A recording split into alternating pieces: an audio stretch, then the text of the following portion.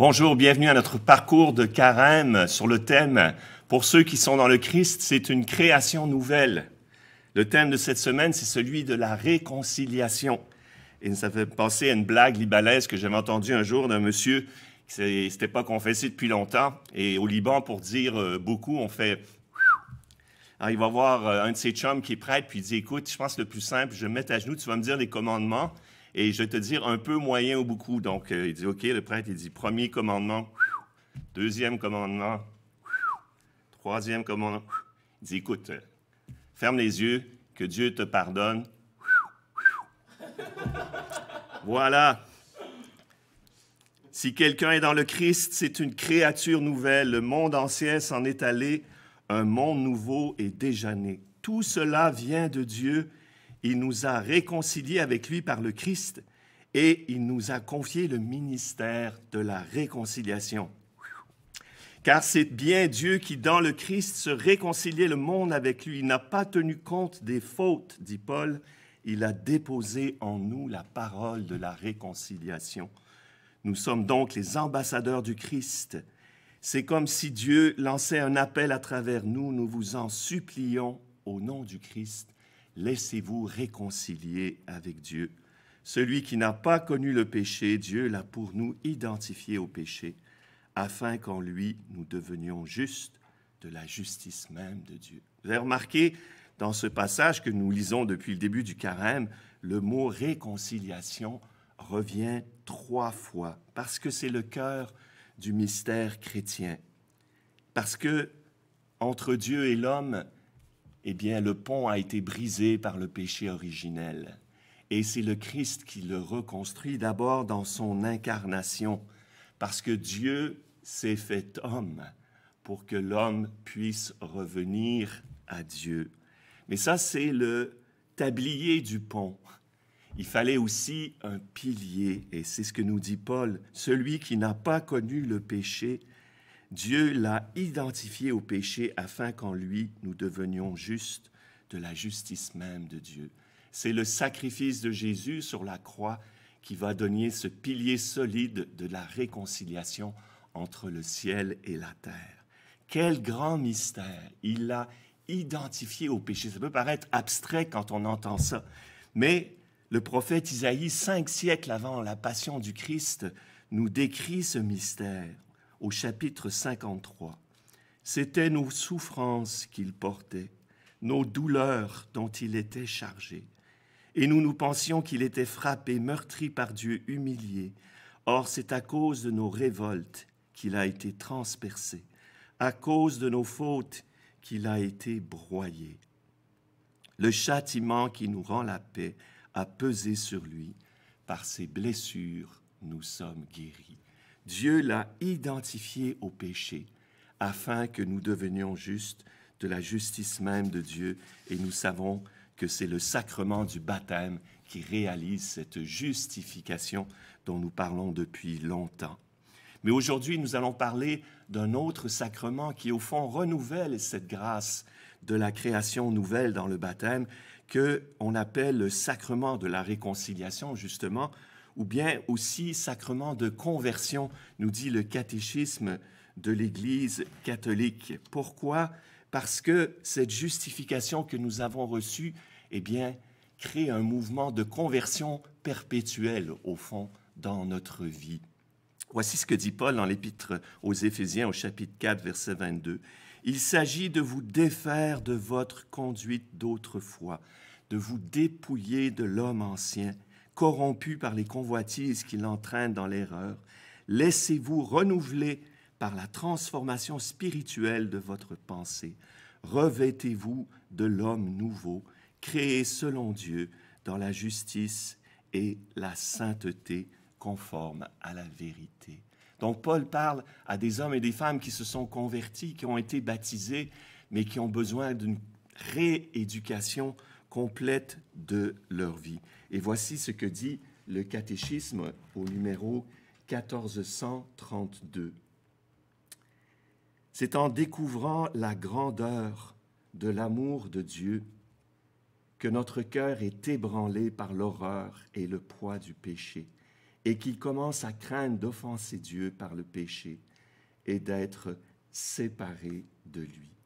La conversion se réalise dans la vie quotidienne par des gestes de réconciliation, par le souci des pauvres, l'exercice et la défense de la justice et du droit, par l'aveu des fautes aux frères, la correction fraternelle, la révision de vie, l'examen de conscience, etc.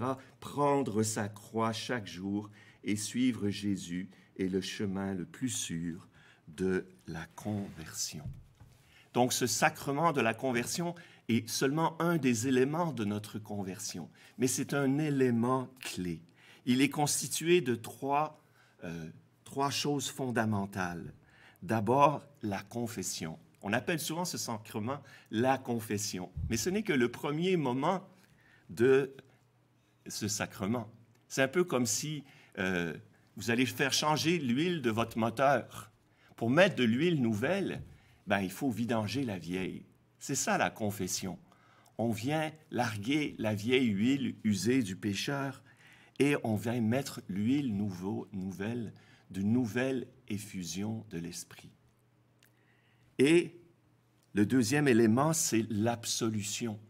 Dieu dit ces paroles magnifiques que Dieu, notre Père, te montre sa miséricorde par la mort et la résurrection de son Fils. Il a réconcilié le monde avec lui.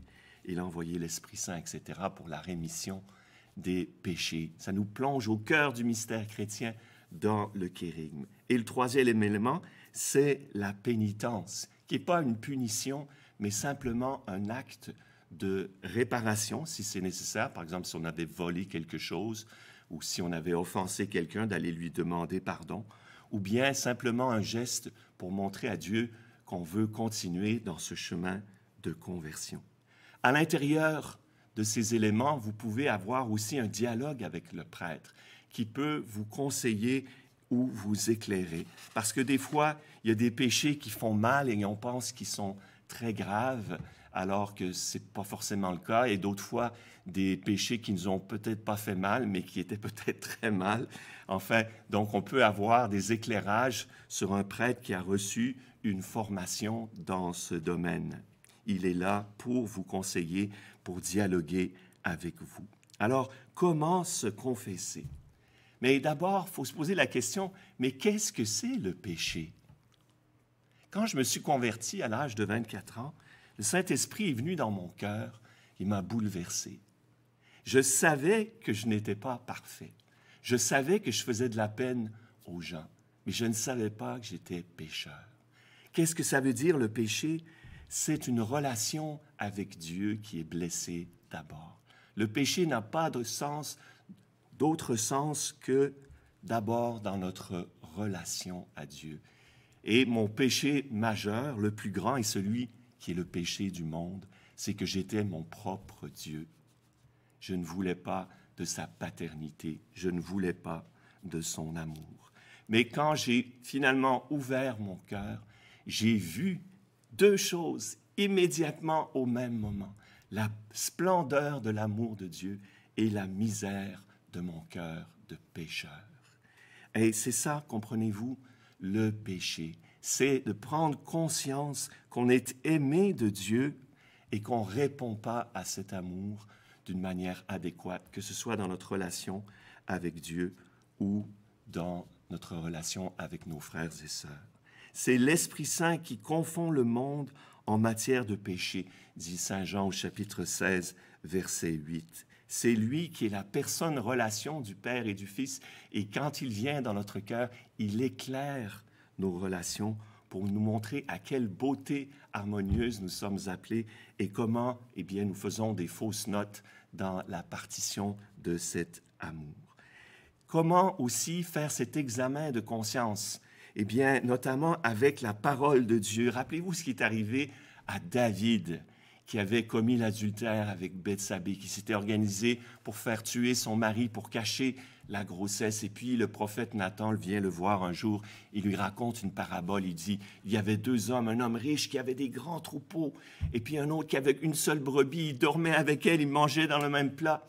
Et cet homme riche reçoit un de ses amis pour manger, et il vole la brebis du pauvre et il la fait servir au repas. Et David se met en colère. Cet homme mérite la mort. Et David, et le prophète lui dit, cet homme, c'est toi. Et David est complètement bouleversé.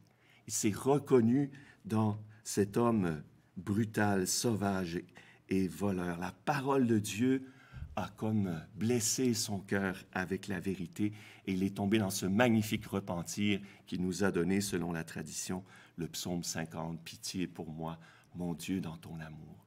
C'est un des plus beaux moments de repentir. On voit que David est profondément bouleversé par sa faute et il comprend aussi que Dieu est bon et qu'il lui remet sa faute. Voici aussi ce que dit le catéchisme de l'Église catholique à propos du péché qui nous est montré tel un médecin, c'est au numéro 1848, qui sonde la plaie avant de la panser. Dieu, par sa parole et par son esprit, projette une lumière vive sur le péché. La conversion requiert la mise en lumière du péché. Elle contient en elle-même le jugement intérieur de la conscience. On peut y voir la preuve de l'action de l'esprit de vérité au plus profond de l'homme, et cela devient en même temps le commencement d'un nouveau don de la grâce et de l'amour. Recevez l'Esprit Saint, dit le Seigneur. Ainsi, dans cette mise en lumière du péché, nous découvrons un double don, un don de la vérité de la conscience et le don de la certitude de la rédemption. L'Esprit de vérité est le consolateur.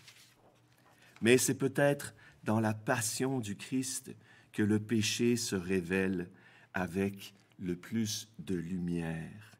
Quand nous regardons comment le Christ a souffert, eh bien, encore une fois, le prophète Isaïe nous le décrit au chapitre 53. « Nous étions tous errants comme des brebis, chacun suivant son propre chemin.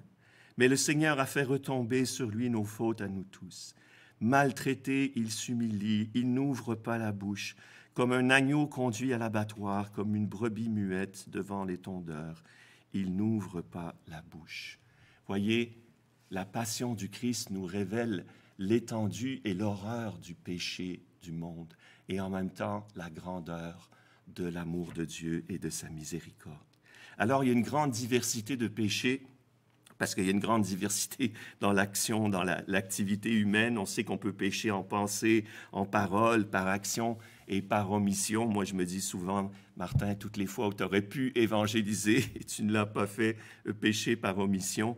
Et puis, il y a deux grandes sortes de péchés. Le péché mortel. Qu'est-ce que c'est le péché mortel? C'est trois ingrédients. La matière grave. Qu'est-ce que c'est la matière grave? Ben, c'est les 10 commandements qui nous disent, surtout dans les péchés plus graves comme le meurtre ou l'adultère. Voilà des exemples de matière grave.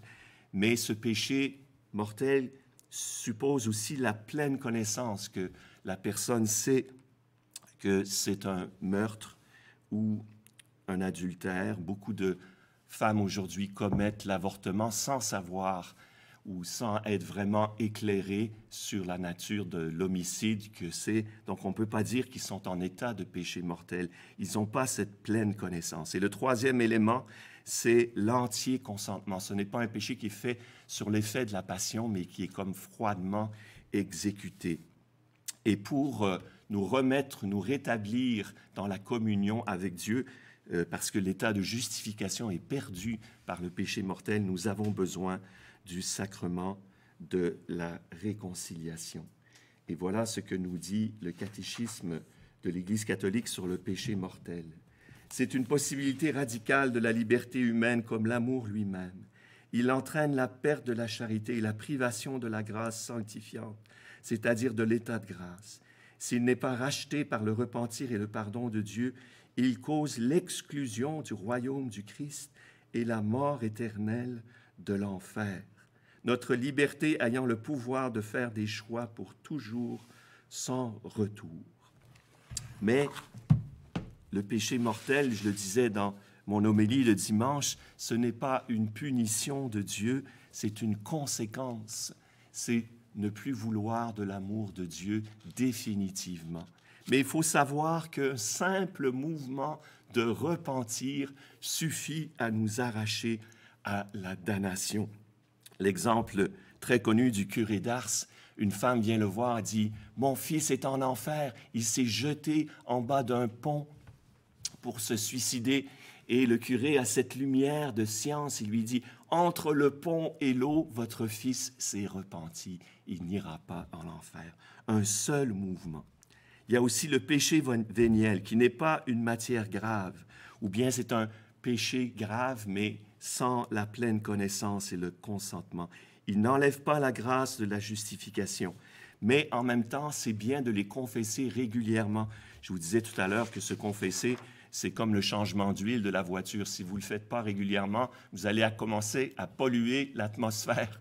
Alors, c'est bien de se confesser régulièrement pour ne pas devenir trop polluant autour de nous. Et la passion du Christ, comme je disais, si elle nous montre la grandeur du péché, elle nous montre aussi l'incroyable grandeur de la miséricorde de Dieu. Saint Paul dit dans l'Épître aux Romains, « Alors que nous n'étions encore capables de rien, le Christ, au temps fixé par Dieu, est mort pour les impies que nous étions. » Accepter de mourir pour un homme juste, c'est déjà difficile. Peut-être quelqu'un s'exposerait-il à mourir pour un homme de bien. Or, la preuve que Dieu nous aime, c'est que le Christ est mort pour nous, alors que nous étions encore pécheurs. À plus forte raison, maintenant que le sang du Christ nous a fait devenir des justes, serons-nous sauvés par lui de la colère de Dieu. Bien plus, nous mettons notre fierté en Dieu par notre Seigneur Jésus-Christ, par qui maintenant nous avons reçu la réconciliation. Alors ça, c'est la réconciliation avec Dieu, mais il y a aussi la réconciliation avec nos frères. Et le temps du carême, je crois, est un temps de grâce pour cette réconciliation. Saint Jean nous dit, « Puisque Dieu nous a tant aimés, nous devons nous aimer les uns les autres. » La difficulté des relations humaines est universelle. Tout le monde a des difficultés dans ses relations humaines parce qu'on est tous imparfaits, on est tous pécheurs. On vit forcément dans des tensions, parfois des conflits, malheureusement même des ruptures ou des guerres. Pourquoi? Parce qu'on n'est pas très bon à gérer les relations humaines. Les relations humaines nécessitent des ajustements continuels. On le voit dans la vie d'une communauté, dans la vie d'un couple ou d'une famille, dans un milieu de travail, parce qu'il y a tellement de facteurs qui changent que ça demande des réajustements. Dans le monde, on va gérer ces tensions souvent par le pouvoir, en écrasant les choses et puis en mettant une pression. Mais ce n'est pas ce que Dieu a voulu pour nous. Saint Pierre nous dit dans la première lettre, « Revêtez-vous d'humilité dans vos rapports les uns avec les autres. Dieu s'oppose aux orgueilleux, aux humbles, il accorde sa grâce. » Et Saint Paul dit dans Éphésiens au chapitre 4, « En toute humilité, patience et douceur, supportez-vous les uns les autres. » Et il disait au chapitre 3, « Comme vous avez été pardonnés dans le Christ, pardonnez-vous les uns les autres. » C'est pourquoi la correction fraternelle est nécessaire dans la vie commune. Si ton frère vient à pécher, va le voir. S'il t'écoute, tu auras gagné ton frère.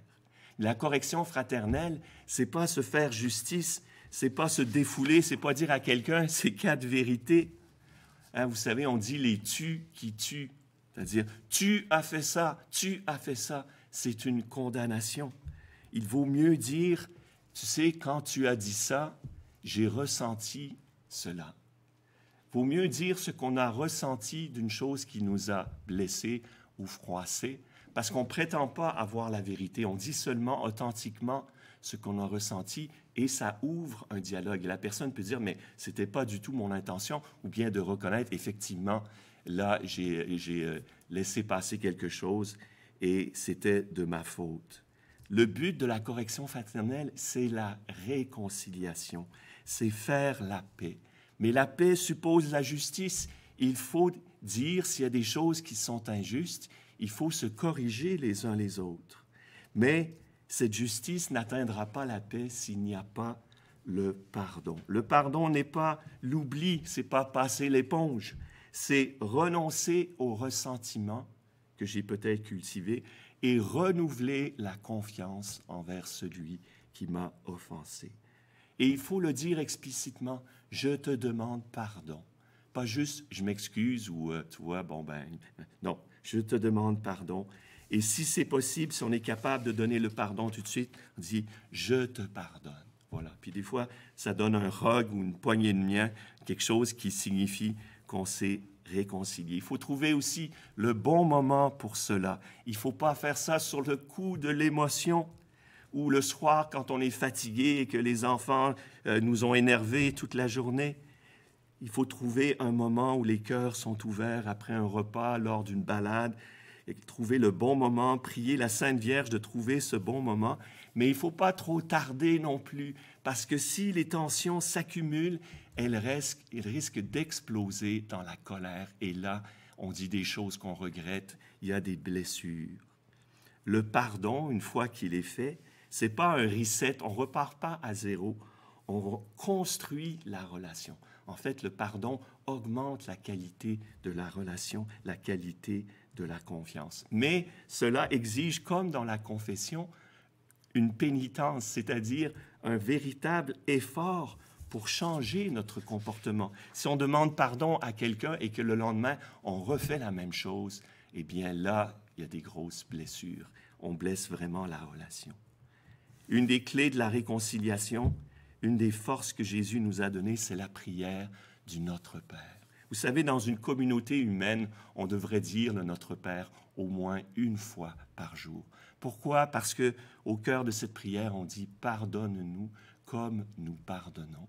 Et ce qui est merveilleux, c'est qu'en disant ces paroles-là, nous permettons à Jésus de venir faire ce pardon dans notre cœur avec ses propres paroles.